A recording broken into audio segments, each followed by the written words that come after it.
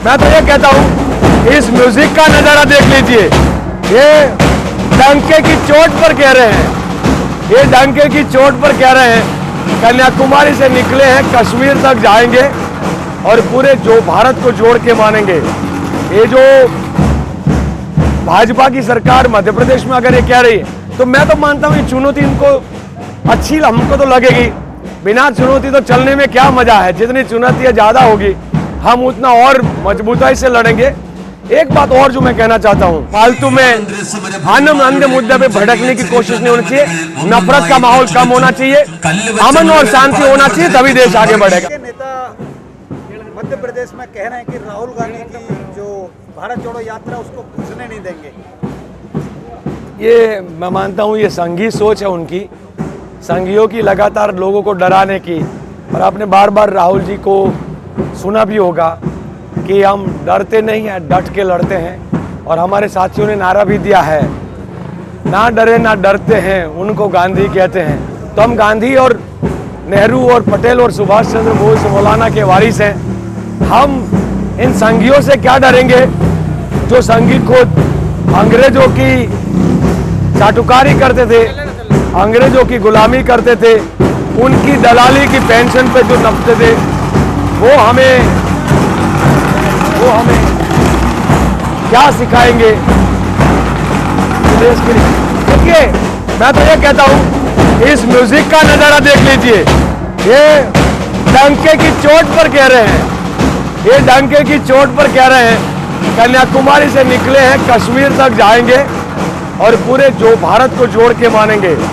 ये जो भाजपा की सरकार मध्य प्रदेश में अगर ये कह रही है तो मैं तो मानता हूँ ये चुनौती इनको अच्छी हमको तो लगेगी।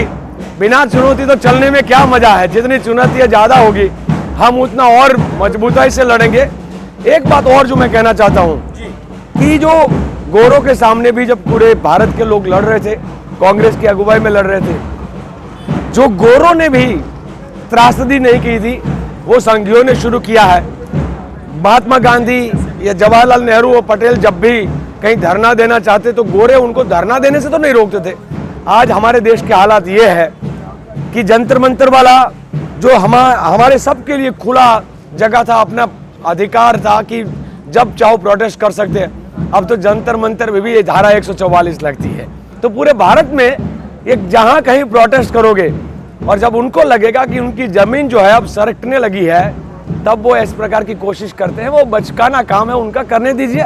देखते हैं, मामा सबको मामा बनाने की कोशिश कर रहे हैं ना। कैसे लड़ेंगे? वो कहते हैं 56 इंच का सीना है। देखिए 56 इंच वाला सीना को लेकर तो मेरे मैं अब अलग शब्द इस्तेमाल नहीं करना चाहता हूं, पर मैं कहता हूं 56 इंच का सीना क्या होता है लाल बहादुर शास्त्री जी को पूछना, मतलब उनको समझना चाहिए।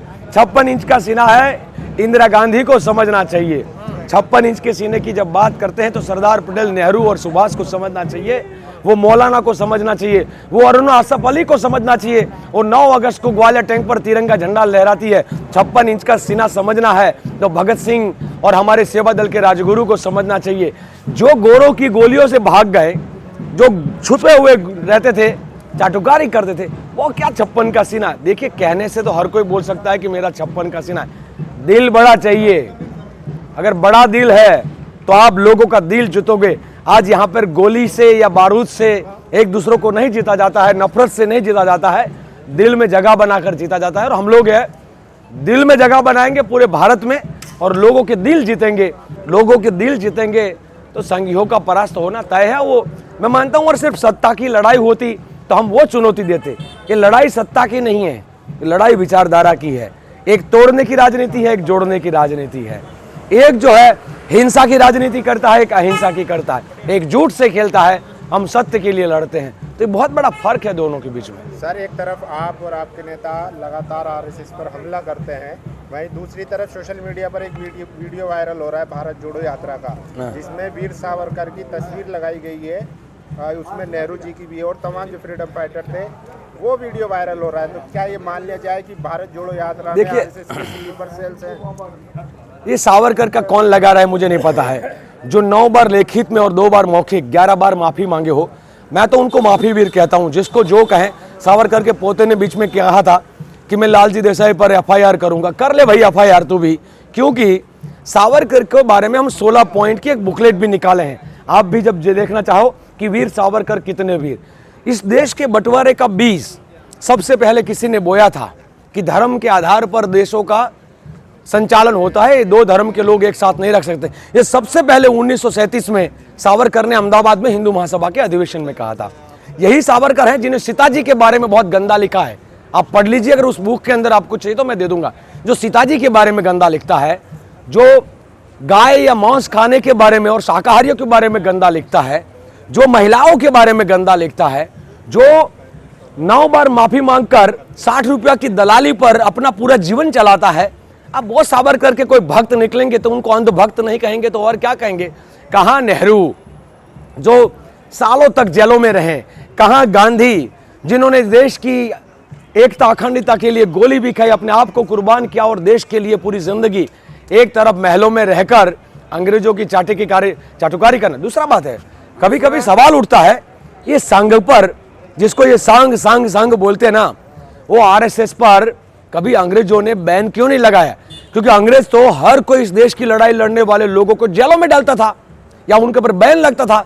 मैं जिस संगठन का अध्यक्ष हूं आज, सेवा दल, वो कांग्रेस सेवा दल पर जब से बैन लगा था तो भारत आजादी के बाद ही बैन जो उठा, तो एक तरफ हमारा संगठन कांग्रेस पार्टी और सेवा दल जैसे जिसके पर अंग्रेज बैन लगाता है और संघ को बड़ा रोजी रोटी और पेंशन की व्यवस्था करता है, और ये संघ कब किस प्रकार की बात करेगा वो सवाल है। तो मैं सावरकर की बातों को कभी ना महत्व दिया हूं ना महत्व देना चाहता हूं। आप सावरकर की आलोचना कर रहे हैं, लेकिन प्रधानमंत्री लाल किले से कहते हैं कि सावरकर का आजादी में बहुत बड़ा योगदान रहा था। अगर 60 रुपया दलाली खाना योगदान है तो वो योगदान जो है वो प्रधानमंत्री को मुबारक, क्योंकि वही चड्डी पहन के, वो भी तो बचपन में ट्रेनिंग लिए हैं। झूठ बोलो, वही योगदान कि अगर वो जेल में से निकलने के लिए 9 बार माफी मांगना, अगर वो आजादी में बहुत बड़ा योगदान है। मैं मानता हूं सावरकर जब तक वो काले पानी की सजा नहीं हुई थी तब तक वो क्रांतिकारी थे, पर काले पानी की सजा के बाद पता नहीं क्या हुआ, जेल से सावरकर जो निकले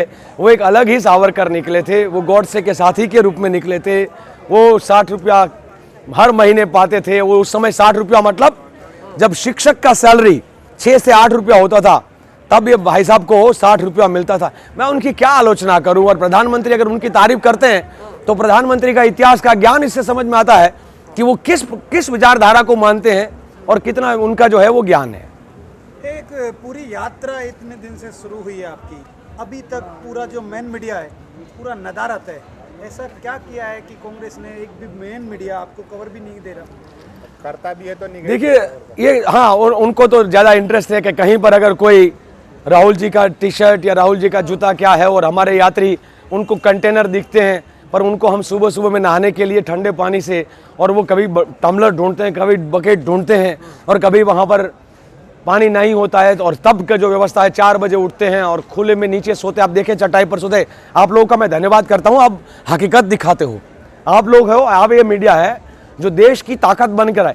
वो जो मीडिया है, जो मीडिया नहीं दिखाता है या नहीं दिखाना चाहता है, वो मीडिया देश की ताकत नहीं है, वो पूंजीपतियों के गुलाम के रूप में है। और क्योंकि ज़्यादातर मीडिया जो बड़े बड़े जो मीडिया हाउस जिनको कहते हैं, वो कहीं अदानी का है, कहीं अंबानी का है, कहीं टाटा का है, कहीं और कंपनी का है, मल्टीनेशनल कंपनी, और हमारे देश के पूंजीपतियों के हाथ में है। तो वो और प्रधानमंत्री दो दोस्त हैं, पूंजीपति की दोस्ती है, हम दो हमारे दो, मिलकर देश को लूटने दो, वो वाला उनका गाना चलता है। तो चलने दो। कहाँ लूट रहा है सर, देश पूरा खुशहाल है। अच्छा, विश्व गुरु बनने वाला है। आप ही सड़क पे, और तो कोई सर जनता तो बिल्कुल भी सड़क पे नहीं है। ये आप विश्व कैसे कह सकते हैं? ये विश्व गुरु वाला ख्याल जो है समझना है उनको, तो एक बार प्रधानमंत्री को यूएन के सिस्टम में जाकर देखना चाहिए, जहां इंदिरा जी की तस्वीर लगी है, जहां पर राजीव गांधी की तस्वीर लगी है, जहां पर जवाहरलाल नेहरू की तस्वीर लगी है। और विश्व गुरु समझना है तो पूरे दुनिया में जाना चाहिए। दुनिया में, पूरी दुनिया में सबसे अधिक कहीं किसी के स्टैचू लगे हैं तो वो महात्मा गांधी के लगे हैं। कोई एक देश बताओ सावरकर का स्टैचू लगा हो, कोई एक देश बताओ कहाँ पर गोलवालकर का स्टैचू लगा हो, कोई एक देश तो बताओ कि जहाँ पर इनकी बोलबाला हो। ये तो मेरे ही गांव में मतलब होता है ना, जैसे हमारी गुजराती में कहावत है कि मेरी शेरी में, मतलब अपनी ही खुद की जो मोहल्ले में है, वो तो हर कोई शेर बन जाता है। तो ये अपनी ही तारीफ करते रहना, खुद ही अपने नाम की यूनिवर्सिटी बना रहा है भाई साहब, अपने नाम से वो स्टेडियम का नाम चेंज कर रहा है, अब खुद ही अपने नाम सब कुछ करवा रहे हैं। महान लोग वो होते हैं जिनके जाने के बाद लोग उनके पीछे जो है सब कुछ उनके नाम करने की कोशिश करते हैं, वो महानता होती है। ये कैसी महान, मैं तो मानता हूँ कि ओछापन है, ये थोड़ा छोटापन है कि खुद की तारीफ खुद ही कर लो और कोई करने के लिए है नहीं। तो सर, अमेरिका के राष्ट्रपति जो बाइडेन फोन करके कहते हैं कि पुतिन से बात करो और युद्ध रुकवाओ यूक्रेन में। कहा भाई बहुत ताकत वाला हो गया अपना पीएम का। ये तो ऐसी बात हो गई कि जो बाइडेन की नहीं चलती है और हमारे नरेंद्र भाई की चलने लगी। अब यही होता तो चाइना जो है अंदर इतना घुस नहीं जाता। यूक्रेन और रशिया की चिंता करते हैं, पहले तो चाइना बॉर्डर की चिंता कर ले, अपने अरुणाचल वाला जो एरिया गया है उसी की चिंता कर रहे। अरे बाकी सब तो छोड़ो, कोरोना के समय देश में लाखों लोग मरे हैं, उनके परिवार के बारे में चिंता करें। हमारे जो यूक्रेन से भागकर जो स्टूडेंट्स आए हैं, बड़ी मुश्किल से जान बचाकर आए हैं, उनकी शिक्षा के बारे में सोचे, युवाओं के रोजगार के बारे में सोचे। आप कह रहे हैं कि भाग के आए, वो सम्मान पूर्वक आए और बीजेपी वाले अगर यही कांग्रेस होती तो देश में बुरा हाल हो जाता, कोरोना में संभाले में भी नहीं आता देश। मेरे पास तो पूरे वीडियो है, मेरा खुद का बेटा भी उधर था और उसके साथ दोस्त किस तरीके से आए हैं, कितने पानी नहीं मिल रहा था, क्या परेशानी था। वो यूक्रेन के स्टूडेंट ऐसे ही आंदोलन नहीं कर रहे हैं। अगर वो सब सम्मान से आते हैं, हाँ ये बात जरूर हुआ, भाग के दूसरे देश में चले जाए और खुद हमारी सरकार कहती है कि आप वहां से सेफ जगह पे चले जाओ, दूसरे देश में चले जाओ। भाई अगर वो खुद सेफ जगह पे चले जाते तो फिर आपका क्या काम था?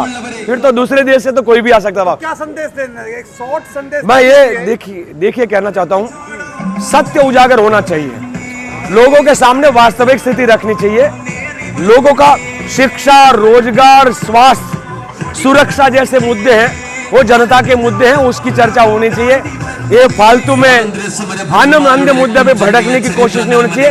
नफरत का माहौल कम होना चाहिए, अमन और शांति होना चाहिए, तभी देश आगे बढ़ेगा। धन्यवाद।